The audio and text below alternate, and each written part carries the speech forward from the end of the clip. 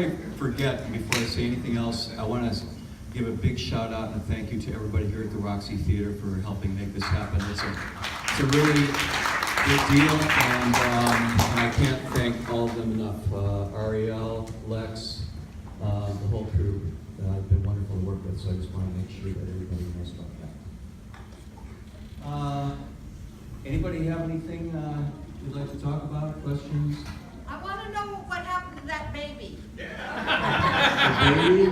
Well, that was Kimrick's idea, and the bag, so we can blame Kimrick for probably 20% of the bad things in that. Actually survived the show. Kimrick's right here. If you want to ask Kimrick, what happened to the baby? It survived. It survived the show. We found it afterwards. It was pretty much unscathed. And 2 of the pigs were barbecued and eaten. One was too disgusting.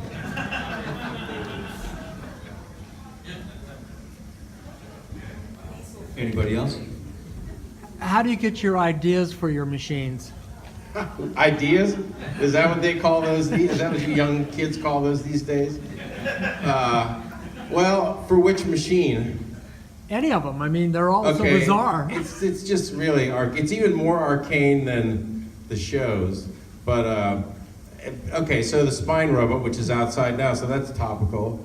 So the spine robot, I was reading in a technical journal about a type of rope that was used by the special forces for a steel cable replacement, and the company was military owned, provided this rope, and very high strength, very interesting properties. So they spun off a civilian arm of the company, and now this rope is available to civilians. So I thought, wow. I looked at the specs, and I said, you could build like a tendon type robot with that material. It's so amazing. And so I designed the spine robot based on that material because it wouldn't have been possible to build something like that was reliable and worked the way that particular one does. Wow. And so that's where the idea for that one came from. I just, spent a couple years figuring out how to actually make it work. But that is the first real spine robot that anybody's made. The other ones you see have motors at all the joints, and it's worse than watching paint dry. So. Does the cable company use you in your marketing material? No, negative. Nobody uses SRL in marketing material anywhere. Why? We don't have anything to sell. We don't have anything that anybody would buy. So, Except a lot of good, clean fun. if you don't have anything to sell, then you can do all the promotion you want, and it doesn't do you or anyone else any good. How many of you out there have been to an SRL show? Oh, we got a good show of hands. Cool. That's pretty good. Yes, it That's is. a high percentage. Are you still performing? No, we just performed out here an hour ago. Yes.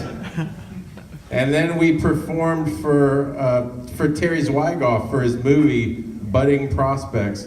He had me design and we staged a show for his movie, and you can see it now on Amazon Prime. So there you go. It's like it's based on a book by T.C. Boyle, but I guess there's some mention of an SRL show in this book somewhere. He expanded it, wanted a whole scene, so he said, Mark, I want you to design a whole scene and I'll pay you and do it in my movie. So the video is like a placement. It's like a placement video movie for SRL. There's just all these mentions of SRL in it, and then growing pot. So Go figure. So, and then last year we rented a street in the city on Burke Avenue and did a show. The city's now letting us do shows inside the San Francisco nowadays. So it's just, just about, the budget is the aesthetic. So I pay for all this stuff. So if I have enough money to do shows, I could do 100 of them if I had enough money to pay for it all. But I don't have a trust fund, so I have to work. So that's the limiting factor is the fact that I don't have a trust fund, or that I don't have rich parents, which as we know, 99% of all successful artists have a trust fund, or they have rich parents. Or they're blue blood from, way back or something. Steve, Yeah. tell us some of the challenges that you had in the 4 years of putting this film together. The question is the challenges encountered in 4 years of making this movie. Well, I mean, there are lots of them. The first and foremost challenges were wrangling many cameras worth of footage. I think at some point around, I said 17. I think I was counting again today, just for whatever reason, I started counting cameras again, and I think I came up with 19 actually. So that presented the first big hurdle, and that just wrangling the footage and getting it into workable order and getting it organized so that I could even look at it in any kind of a cogent way took about 1.5 years alone. And that was before I did any cutting at all. So, and just, I mean, for me, my mission was to be true to the show and be true to the people that make this happen. That's, to me, one of the biggest parts of the story, maybe the biggest part of the story, is the people that make SRL happen. Mark and all the people that he brings into the fold, and that rally for months and pull off, as Mark has said in the past, it's kind of essentially a big military operation you're pulling off. And so again, to me, one of my challenges, one of the things that I really wanted to make happen was to be true to the spirit of the show and to the work involved. Amen. Yeah. Have you considered releasing the soundtrack for the movie? Well, I mean, the intro that you heard as you were filing in today, the intro and the outro, it can be made available to select resources. Yeah, no, but I think probably the body of the movie without the video would probably be a little bit overwhelming for even the most seasoned tastes out there. So, but yeah, the intro and outro with the Townsley Tunnel accordion and the flame whistle recorded by Ted Rollo on site at the El Cerro shop. Hey, I'm open to suggestions if anybody wants to market that. We have to re-record that though, we've tuned it, it's different now. Much louder now. Yeah, it is. Well, I don't think there's going to be any re-recording of that particular piece, but hey, there's always more room for more flame whistle in the future, right, Mark? Yes. Hey, I've seen several shows, I think, maybe 5, and I just realized watching this that I don't think I've ever seen one come to a natural end. That usually they're shut down, by some authority or something. And I mean, is that true, or is that my No, recollection? not really. Once they get going, they're pretty hard to stop. Like a boulder going down the hill. When it gets to the bottom, it stops. When it gets to the bottom, it stops. But it's not because someone put the brakes on. But no, I mean they just they really only last about a half hour anyway. And usually when a show gets stopped, it gets stopped before it starts. Really? That's usually. But for the most part, these shows are permitted, and we, like to run the spine robot. I called the police department up and I said, hey, we're going to run the spine robot. And they said, great, call me back, call us back today. And I called them today and I said, hey, we're going to run the spine robot. We're not going to have 400 skateboarders out front fighting with you or anything like that. We're just going to run the spine robot and throw some machines around. They're like, great. We don't want to do that again. Like I said, good, clean fun. Yeah, permit. I got a permit to rent a street. People love to just let you do this stuff if you ask them. Sometimes they either do or they really don't like it. Well, I remember there's a couple shows where I saw like fire marshals and cops even. Well, some of that was staged to save face, like for the MoMA groundbreaking. Like I had a whole meeting with the fire department to stage manage the drama at the end. Like in fact, that guy writing me the ticket, like when he was writing me the ticket, he was the fire chief. He goes, remember, this is all fake. And he was just scribbling on the page. He goes, we just don't want to look like idiots because you fucking did this in the middle of downtown. And we're supposed to be the fire department. But that was completely staged. Very few people know that. Like the photos in the Chronicle of the guy grabbing me, all that. They said we worked a whole deal out, a whole theater deal out, so that they didn't look like, they didn't lose face after that show. Because the mayor, Frank Jordan, at the time, forced them they wanted to not let it happen, but Frank Jordan said, you know what? this is for the fucking museum, and you're gonna do it, period. Now, nobody was very happy about it after the show. The museum tried to sue me for a while. Museum of Modern Art tried to sue me. They gave up that idea when I said I would waste them in the press, like really big time, bad for the opening of a new museum.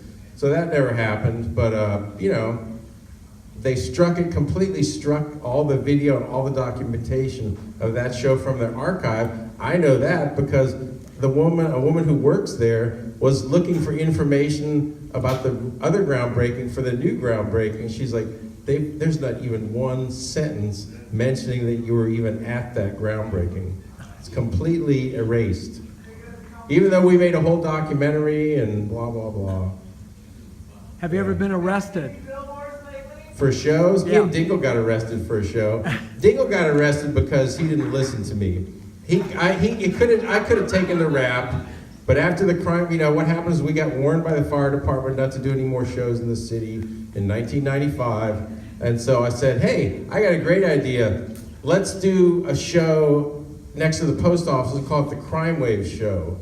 And we could blow up like Unabomber puppets with bombs, and you know, we'll just, so that was the Crime Wave Show, and they brought the FBI in, and we got rid of the bombs, and me and Dingle got charged with use of explosives with the intent to injure the public, and the use of arson with the intent to injure the public, which are Reagan-era terror charges after the Isla Vista bank riots.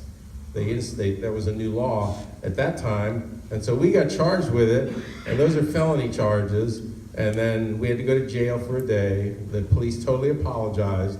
The police totally apologized when the fire department came down on us at that show. They said, man, we're really sorry, but we can't help you this time.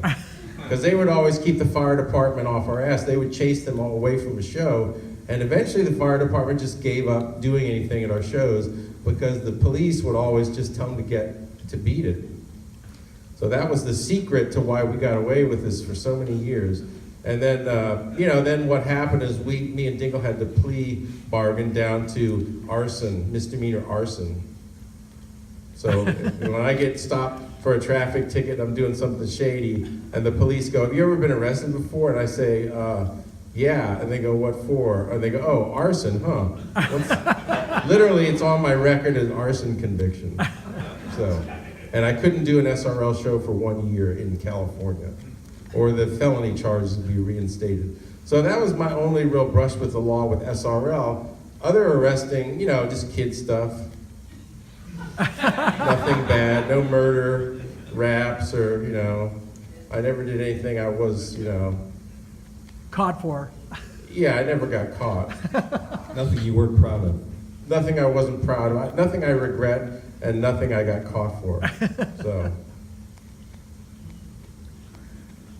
and I just like to say, you know, when you see a little bit of it is, but it's just brutal to do these events. It's really brutal, you know. It was brutal when I was 24 doing them. It's brutal when I'm 63 doing them.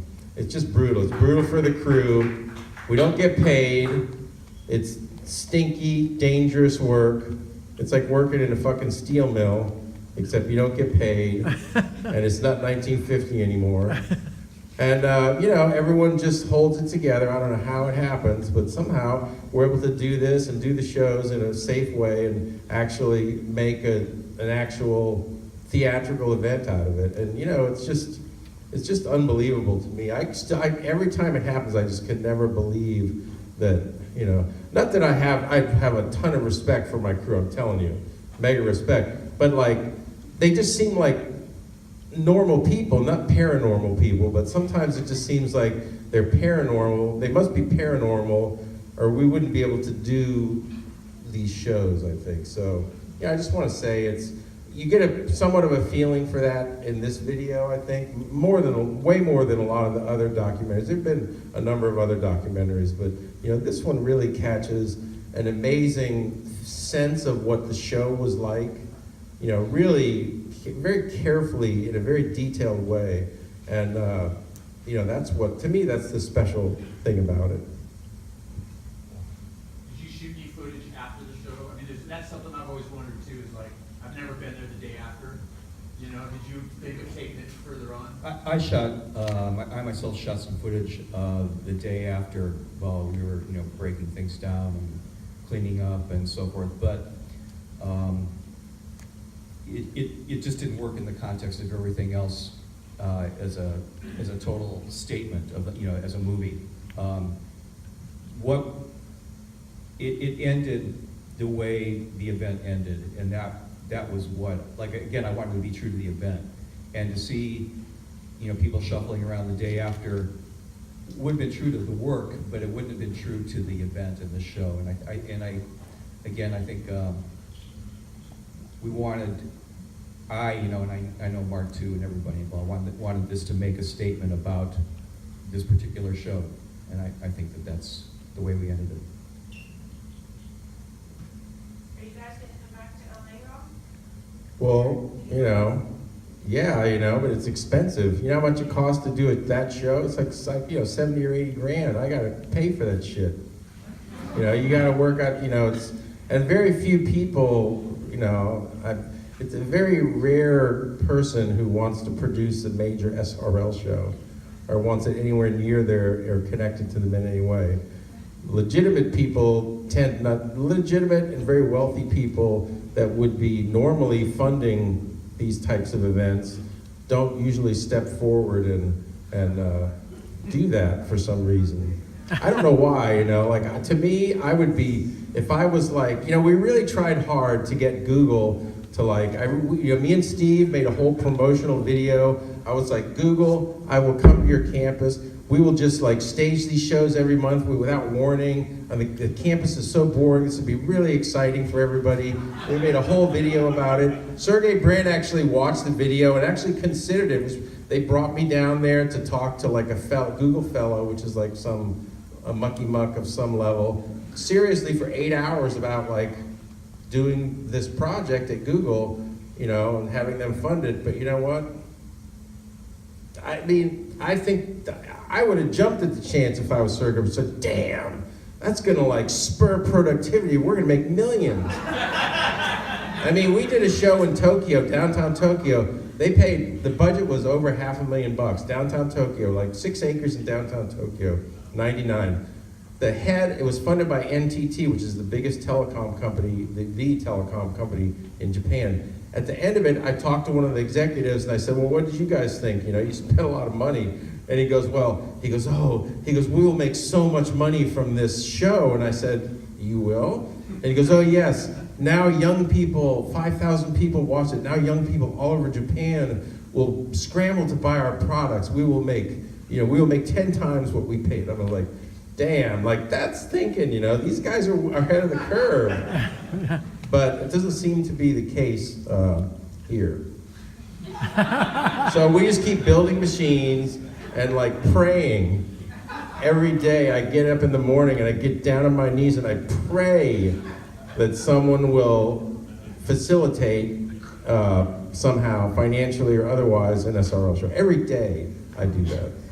On my knees. My knees are dirty from it. Mark and everyone, you guys are pioneers and you inspire generations. Takes one to know one, Kathy Beck. And that's what you've done. And sometimes the pioneers are the ones that err some of that. You guys are awesome. You have inspired. I want to give a little shout out to Kathy Peck there. Kathy, thank you for bringing all the earplugs that are out on the front counter. So if anybody decides that you want to have anything to do with SRL in the future, pick up your earbuds on the way out. If you haven't picked them up already. Thanks, Kathy.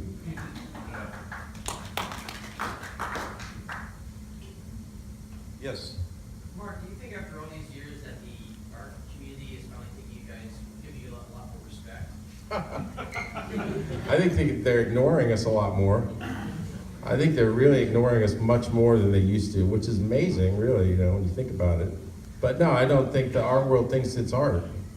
I think SRL gets lumped in with the maker movement and people who build you know, like coal-powered like tractors in Idaho, you know, and have drag races with them. I think that they don't really think it's art. They think we're those people, you know. I don't think they ever really have. They kind of thought maybe it was art for a while, but then they were like, you know what?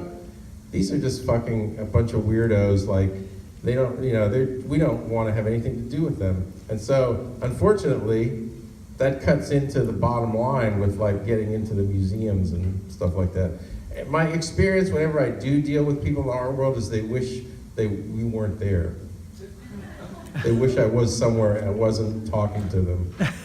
They want to leave. And I think I'm pretty nice. I think I'm a pretty personable guy, but I always feel like they think I'm going to punch them in the face. You look great at the Minnesota Street Project. That was, for Mark, that was a great opportunity. I think that was a rare opportunity, Mark would agree, at Minnesota Street Project to be able to stage some machines for, a duration of a few weeks or a month or whatever it was. And then, we had a video, a 13-hour loop of video archival materials running in an adjacent room for so people could see all the shows from the past. And that was, that was a really great thing that Andy and Deborah Rappaport, great opportunity they provided to you and to SRL.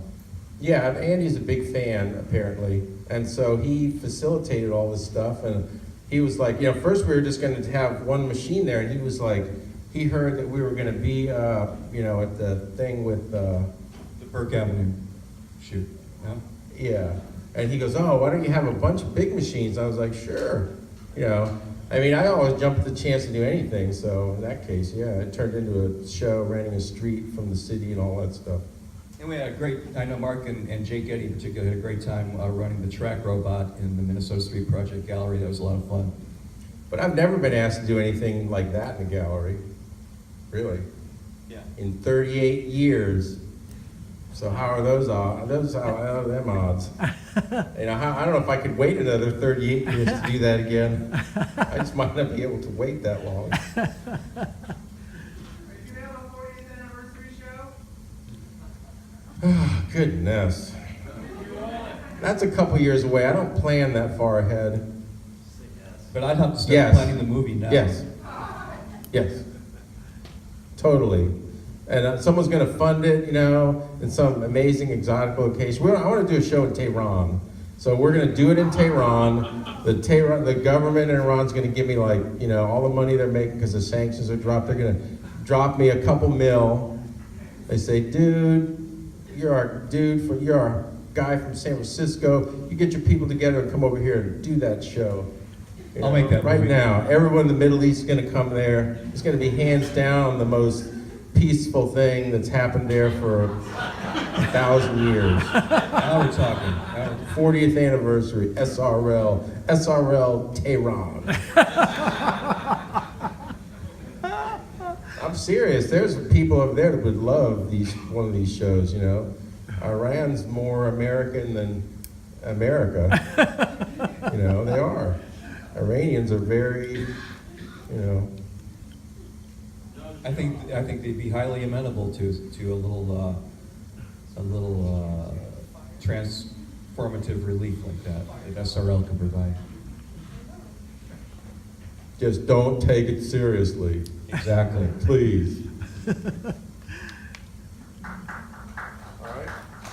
I think we're good. I think the only other piece of business we need to take care of, Eddie Codell, is if you could come up and take the mic and tell everybody where your party is, that would be fantastic. Thank you all so much. Really appreciate Thank you, thank you, thank you.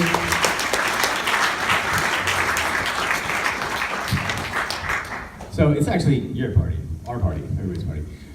So there's a space around the corner called the Secret Alley at 17th and Cap. The address is 180 Cap Street. And you're all invited to come over, have a drink, and in true SRL's fashion, bring something you like, because we may not have it. We'll get some stuff there, but we don't have it all. So just pick a couple things up along the way. I'd say give us like 20 minutes to kind of get out of here and get stuff moved over, but 180 Cap Street, come on by. What? BYOB, or BYO, fill in the blank. I'll run the spine robot some more outside. I hear there's a dumpster I can pick some stuff out of next door. Oh, the dumpster's But homeless people's carts back there. Yeah, random things. no, I don't want to do that.